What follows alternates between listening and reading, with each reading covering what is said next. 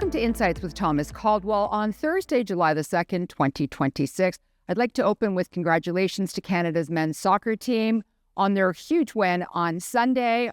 Hopefully they'll do the same thing on Saturday again.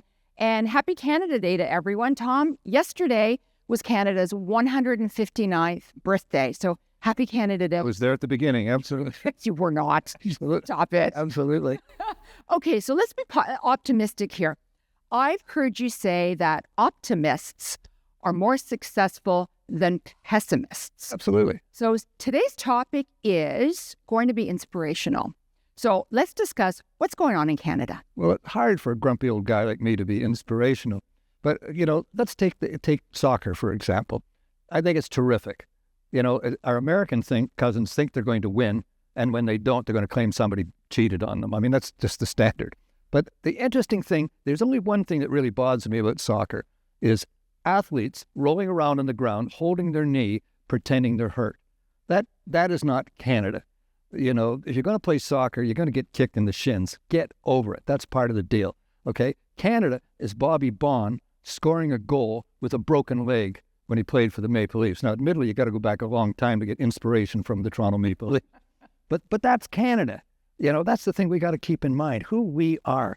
We have done incredible things. We built a wonderful country out of a very hostile environment. We pitched in and fought against evil in World Wars I and II, peacekeeping, all kinds of things. We were the safe haven.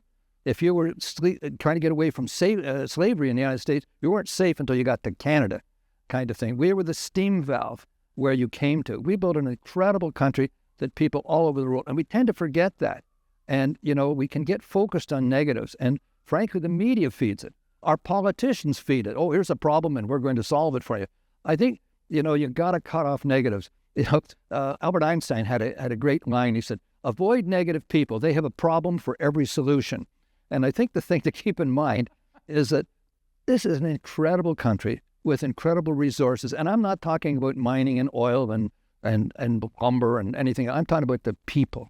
There's incredible people from all over the world have come here, brought talents, skills, better attitudes in many cases. And, you look at this, that if we look at Canada going forward, the possibilities here are endless. We have all the resources the world needs. We have all the possibilities the world needs. We have people that want to succeed and do well.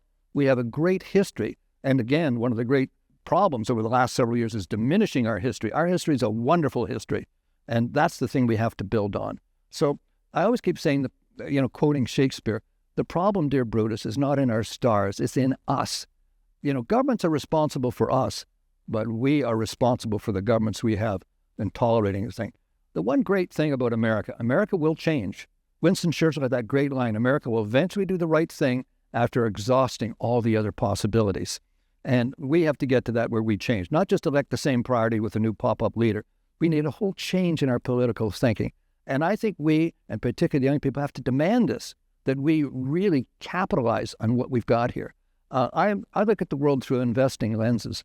And, if I look at Canada and I look at what we have and what the world needs, then I think the possibilities here are endless. And there's only one possibility. It's the same as a company. It's not what you got. It's what are you going to do with what you got. And that comes down to management, and that comes down to leadership. So I'm very, very positive because, like it or not, I like to give Mr. Carney the benefit of the doubt, but at least he's doing something. I don't know what's going to come of it. I don't know whether he's going to get elected to the United Nations and just leave. I have no idea. But he's doing something positive versus 10 wasted years. So we're doing something positive. And the other thing I've noticed over my career and my life is that people won't deal with a problem until they recognize they have a problem. The wonderful news now is we know we got a problem. So what are we going to do about it? And that comes down to management. I'm optimistic. Oh, I like that.